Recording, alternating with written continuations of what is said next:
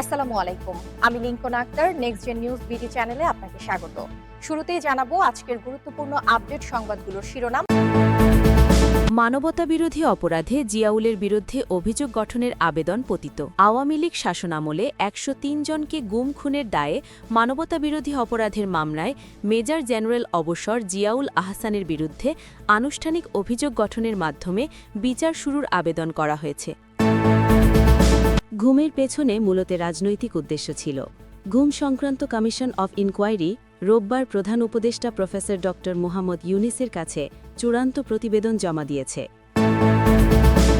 জাতীয় সংসদ নির্বাচনে বৈধ প্রার্থী ১,৮৪২ জন, মনোনয়ন বাতিল ৭২৩ জনের।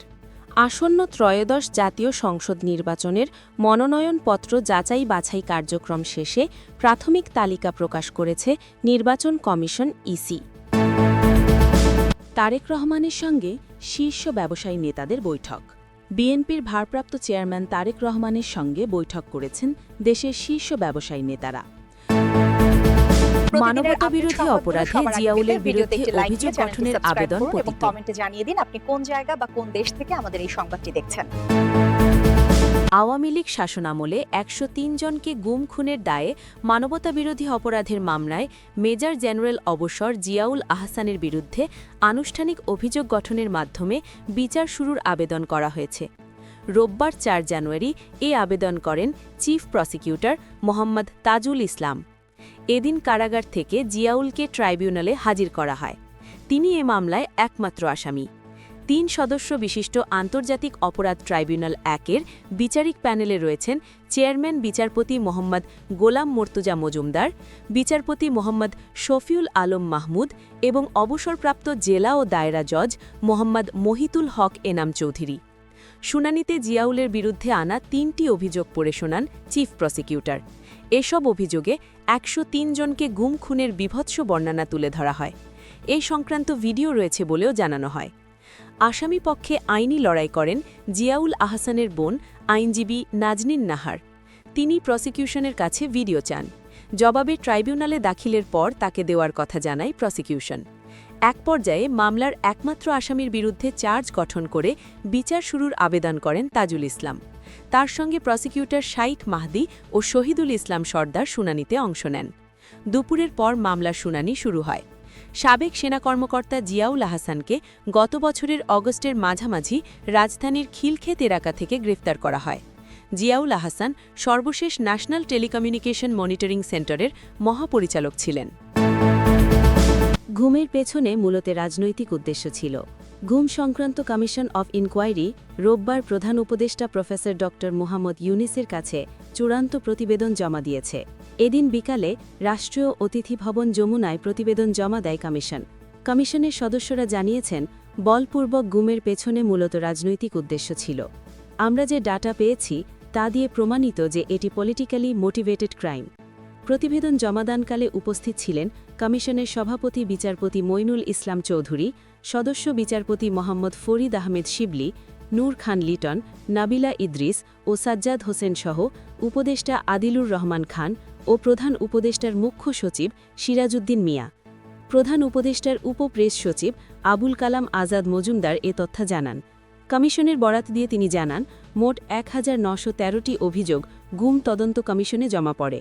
এর মধ্যে যাচাই বাছাই শেষে ১,৫৬৯টি অভিযোগ সংজ্ঞা অনুযায়ী গুম হিসেবে বিবেচিত হয়েছে। এর মধ্যে ২৮৭টি অভিযোগ মিসিং অ্যান্ড ডেড ক্যাটেগরিতে পড়েছে। এখনও অনেকে অভিযোগ নিয়ে আসছেন জানিয়ে কমিশন সদস্য নাবিলা ইদ্রিস বলেন, গুমের সংখ্যা ৪ থেকে ৬ হাজার হতে পারে। গুমের শিকার ব্যক্তিদের অনেকের সঙ্গে যোগাযোগ করলে তাদের মাধ্যমে আরও ভিকটিমের খোঁজ পাওয়া যায়, যারা আমাদের সঙ্গে যোগাযোগ করেননি, আমাদের সম্পর্কে জানেন না কিংবা অন্য দেশে চলে গেছেন। এমন অনেকেই আছে যাদের সঙ্গে আমরা নিজ থেকে যোগাযোগ করলেও তারা অন রেকর্ড কথা বলতে রাজি হননি। প্রতিবেদন থেকে কমিশন জানায়, গুমের শিকার ব্যক্তিদের মধ্যে যারা জীবিত ফিরেছেন তাদের মধ্যে ৭৫% জামায়াত শিবিরের নেতাকর্মী, ২২% বিএনপি ও অঙ্গ সংগঠনের নেতাকর্মী। যারা এখনও নিখোঁজ তাদের মধ্যে ৬৮% বিএনপি ও অঙ্গ সংগঠনের নেতাকর্মী ও ২২% জামায়াত শিবিরের নেতাকর্মী। হাই প্রোফাইল গুমের ঘটনায় তৎকালীন প্রধানমন্ত্রী শেখ হাসিনার প্রতিরক্ষা বিষয়ক উপদেষ্টা মেজর জেনারেল অবসর তারিক আহমেদ সিদ্দিক, তৎকালীন স্বরাষ্ট্রমন্ত্রী আসাদুজ্জামান খান সরাসরি সম্পৃক্ত ছিল বলে প্রমাণ পাওয়া গেছে। এই মামলার মধ্যে উল্লেখযোগ্য বিএনপি নেতা ইলিয়াস আলী, হুম্মাম কাদের চৌধুরী, সালাহুদ্দিন আহমেদ, চৌধুরী আলম, জামায়াত নেতা সাবেক ব্রিগেডিয়ার জেনারেল আবদুল্লাহিল আমান আজমি, ব্যারিস্টার মীর আহমেদ বিন কাসেম ও সাবেক রাষ্ট্রদূত মারুফ জামান। কমিশনের সদস্যরা জানান, সাবেক প্রধানমন্ত্রী নিজেই অনেকগুলো গুমের ক্ষেত্রে সরাসরি নির্দেশদাতা। তাছাড়া গুমের শিকার ব্যক্তিদের ভারতে রেন্ডিশনের অর্থাৎ আইনি প্রক্রিয়া ছাড়াই গোপনে হস্তান্তরের যে তথ্য পাওয়া গেছে, তাতে এটি স্পষ্ট হয় যে সরকারের সর্বোচ্চ পর্যায়ের নির্দেশেই এগুলো হয়েছে। অক্লান্ত পরিশ্রম ও দৃঢ় মনোবলের জন্য গুম তদন্ত কমিশনের সদস্যদের ধন্যবাদ জানিয়েছেন প্রধান উপদেষ্টা অধ্যাপক মোহাম্মদ ইউনুস। তিনি বলেন, এটি একটি ঐতিহাসিক কাজ। জাতির পক্ষ থেকে আমি এই কমিশনের সবাইকে ধন্যবাদ জানাচ্ছি। আপনারা যে ঘটনা বর্ণনা করলেন, পৈশাচিক বলে যে শব্দ আছে বাংলায়, এক কথায় বললে এ ঘটনাগুলোকে সেই শব্দ দিয়েই বর্ণনা করা যায়। এই নৃশংস ঘটনার মধ্য দিয়ে যারা গেছেন, আপনারাও তাদের সঙ্গে কথা বলার মধ্য দিয়ে, তাদের অভিজ্ঞতার মধ্য দিয়ে সেই নৃশংস ঘটনাগুলো দেখেছেন। দৃঢ় মনোবল ছাড়া এ কাজ সম্পন্ন করা যেত না। প্রধান উপদেষ্টা বলেন, বাংলাদেশের সব প্রতিষ্ঠানকে দুমড়ে দিয়ে গণতন্ত্রের লেবাস পরে মানুষের উপর কী পৈশাচিক আচরণ করা যেতে পারে সেটার ডকুমেন্টেশন এই রিপোর্ট। মানুষ কত নিচে নামতে পারে, কত পৈশাচিক হতে পারে, কত বিভৎস হতে পারে, এটা তার ডকুমেন্টেশন। যারা এই ভয়ঙ্কর ঘটনা ঘটিয়েছে তারা আমাদের মতোই মানুষ। নৃশংসতম ঘটনা ঘটিয়ে তারা সমাজে স্বাভাবিক জীবনযাপন করছে। জাতি হিসেবে এ ধরনের নৃশংসতা থেকে আমাদের চিরতরে বের হয়ে আসতে হবে। এই নৃশংসতা যেন আর ফিরতে না পারে, সেই প্রতিকারের পথ খুঁজে বের করতে হবে। রিপোর্টগুলো সহজ ভাষায় মানুষের কাছে পৌঁছে দেওয়ার আহ্বান জানিয়েছেন প্রধান উপদেষ্টা। এছাড়া কমিশনকে প্রয়োজনীয় সুপারিশমালা ও ভবিষ্যতের করণীয় পেশ করার বিষয়েও নির্দেশ দেন তিনি। এছাড়া আয়নাঘরের পাশাপাশি যেসব জায়গায় বিচার বহির্ভূত হত্যাকাণ্ড ও লাশ গুমের ঘটনা ঘটেছে, সে জায়গাগুলো ম্যাপিং করতে নির্দেশনা দিয়েছেন প্রধান উপদেষ্টা। কমিশন জানায়, তদন্ত অনুযায়ী বরিশালের বলেশ্বর নদীতে সবচেয়ে বেশি হত্যাকাণ্ড ও লাশ গুমের ঘটনা ঘটেছে। শত শত গুমের শিকার ব্যক্তিকে হত্যা করে এই নদীতে ফেলে দেওয়া হয়েছে। এছাড়া বুড়িগঙ্গা নদী ও মুন্সিগঞ্জেও লাশ গুম করে ফেলার প্রমাণ তদন্তে পাওয়া গেছে। প্রধান উপদেষ্টাকে বিশেষভাবে ধন্যবাদ জানান গুম তদন্ত কমিশনের সদস্যরা। প্রধান উপদেষ্টা দৃঢ় অবস্থান ছাড়া এ কাজ সম্পন্ন হতো না উল্লেখ করে তারা বলেন, আপনি দৃঢ় ছিলেন বলেই আমরা পেরেছি। আপনি সবসময় আমাদের যা কিছু প্রয়োজন ছিল সেই সহায়তা দিয়েছেন। আপনিই আমাদের মনোবল দৃঢ় করেছেন। জাতীয় মানবাধিকার কমিশন পুনর্গঠন করে এই কাজগুলো এগিয়ে নিতে প্রধান উপদেষ্টার কাছে আহ্বান জানান এবং ভিকটিমদের সুরক্ষা নিশ্চিতের ব্যাপারে সরকারকে ব্যবস্থা নিতে অনুরোধ করেন। জাতীয় সংসদ নির্বাচনে বৈধ প্রার্থী ১,৮৪২ জন, মনোনয়ন বাতিল ৭২৩ জনের। আসন্ন ত্রয়োদশ জাতীয় সংসদ নির্বাচনের মনোনয়নপত্র যাচাই বাছাই কার্যক্রম শেষে প্রাথমিক তালিকা প্রকাশ করেছে নির্বাচন কমিশন ইসির তথ্য অনুযায়ী সারা দেশে ৩০০টি নির্বাচনী এলাকায় দাখিল করা মনোনয়নপত্রের মধ্যে যাচাই বাছাই শেষে মোট ১,৮৪২ জন প্রার্থীর মনোনয়নপত্র বৈধ বলে ঘোষণা করা হয়েছে। রোববার ৪ জানুয়ারি নির্বাচন কমিশন থেকে এ তালিকা প্রকাশ করা হয়। ইসি জানায়, এবারের নির্বাচনে মনোনয়নপত্র গ্রহণের সংখ্যা ছিল ৩,৪০৬টি, যার বিপরীতে মনোনয়নপত্র দাখিল করেছিলেন ২,৫৬৮ জন প্রার্থী। যাচাই বাছাই শেষে অঞ্চল বা বিভাগ অনুযায়ী বৈধ প্রার্থীর সংখ্যা হচ্ছে: ঢাকা অঞ্চলে ৩০৯ জন প্রার্থীর মনোনয়নপত্র বৈধ হয়েছে, যেখানে বাতিল হয়েছে ১৩৩টি। চট্টগ্রাম অঞ্চলে বৈধ প্রার্থীর সংখ্যা ১৩৮ জন এবং বাতিল হয়েছে ৫৬টি মনোনয়নপত্র। রাজশাহী অঞ্চলে ১৮৫ জন প্রার্থীর মনোনয়নপত্র বৈধ ঘোষণা করা হয়েছে, আর বাতিল হয়েছে ৭৪ জন প্রার্থীর মনোনয়ন। এছাড়া খুলনা অঞ্চলে ১৯৬ জন প্রার্থী বৈধতা পেয়েছেন, আর অবৈধ হয়েছেন ৭৯ জন প্রার্থী। বরিশাল অঞ্চলে বৈধ প্রার্থীর সংখ্যা ১৩১ জন, আর বাতিল হয়েছে ৩১ জন প্রার্থীর। সিলেট অঞ্চলে ১১০ জন প্রার্থীর আবেদন বৈধ হয়েছে, বাতিল হয়েছে ৩৬ জনের। ময়মনসিংহ অঞ্চলে ১৯৯ জন প্রার্থীর মনোনয়নপত্র বৈধ পাওয়া গেছে, বাতিল হয়েছে ১১২ জনের। কুমিল্লা অঞ্চলে বৈধ প্রার্থীর সংখ্যা ২৫৯ জন, বাতিল হয়েছে ৯৭ জনের। রংপুর অঞ্চলে বৈধ প্রার্থীর সংখ্যা ২১৯ জন ও বাতিল হয়েছে ৫৯ জনের, এবং ফরিদপুর অঞ্চলে ৯৬ জন প্রার্থী বৈধতা পেয়েছেন, বাতিল হয়েছে ৪৬ জন প্রার্থীর মনোনয়ন।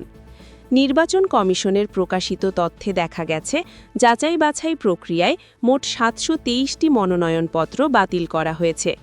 এছাড়া বিএনপি চেয়ারপারসন খালেদা জিয়ার মৃত্যুজনিত কারণে দিনাজপুর ৩, বগুড়া ৭ এবং ফেনী ১ আসনের ৩টি মনোনয়নপত্র কোনো প্রকার যাচাই বাছাই ছাড়াই কার্যক্রম সমাপ্ত করা হয়েছে। প্রকাশিত এই ফলাফলের ওপর কোনো প্রার্থীর আপত্তি থাকলে তারা নির্দিষ্ট সময়ের মধ্যে নির্বাচন কমিশনে আপিল করতে পারবেন। আপিল শুনানি শেষে চূড়ান্ত প্রার্থীর সংখ্যা আরও পরিবর্তিত হতে পারে বলে জানিয়েছে ইসি। তারেক রহমানের সঙ্গে শীর্ষ ব্যবসায়ী নেতাদের বৈঠক। বিএনপির ভারপ্রাপ্ত চেয়ারম্যান তারেক রহমানের সঙ্গে বৈঠক করেছেন দেশের শীর্ষ ব্যবসায়ী নেতারা। রোববার ৭ জানুয়ারি সন্ধ্যা ৭টায় গুলশানী চেয়ারপারসনের কার্যালয়ে এ বৈঠক অনুষ্ঠিত হয়। বৈঠকে international chamber of commerce ICC বাংলাদেশের সভাপতি মাহবুবুর রহমান, বিএসআরএমের চেয়ারম্যান আলী হোসেন আকবর আলী, ব্যবসায়ীদের শীর্ষ সংগঠন এফবিসিসিআই এর সাবেক সভাপতি মীর নাসির হোসেন ও একে আজাদ, স্কয়ার গ্রুপের ব্যবস্থাপনা পরিচালক তপন চৌধুরী, বিটিএমএ এর সাবেক সভাপতি মতিন চৌধুরী, বাংলাদেশ চেম্বার অফ ইন্ডাস্ট্রিজের সভাপতি আনোয়ার উল আলম চৌধুরী পারভেজ, মেঘনা গ্রুপ অফ ইন্ডাস্ট্রিজের চেয়ারম্যান ও ব্যবস্থাপনা পরিচালক মুস্তফা কামাল, উত্তরা মোটর কর্পোরেশন লিমিটেডের চেয়ারম্যান মতিউর রহমান, এমসিসিআই এর সভাপতি কামরান টি রহমান, বিজিএমই এর সাবেক সভাপতি কুতুবুদ্দিন আহমেদ, বিকেএমই এর সাবেক সভাপতি ফজলুল হক, এমসিসিআই এর সাবেক সভাপতি নিহাত কবির, বিজিএমই এর সভাপতি মাহমুদ হাসান খান, বিটিএমএ এর সভাপতি শওকত আজিজ, বিকেএমই এর সভাপতি Mohammad Hatem, steel mill owners অ্যাসোসিয়েশনের সভাপতি জাহাঙ্গীর আলম, আইসিসি বাংলাদেশের নির্বাহী সদস্য ও ট্রান্সকম গ্রুপের সিইও সিমিন রহমান, প্রাণ গ্রুপের চেয়ারম্যান ও সিইও আহসান খান চৌধুরী উপস্থিত ছিলেন।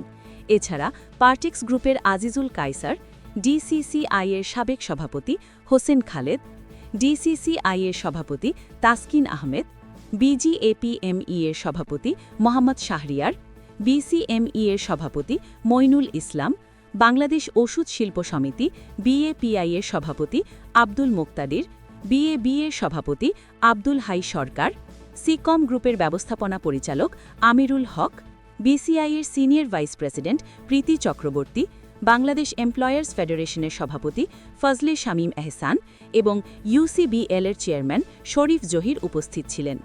এছাড়া বিএনপি স্থায়ী কমিটির সদস্য আমির খসরু মাহমুদ চৌধুরী উপস্থিত ছিলেন।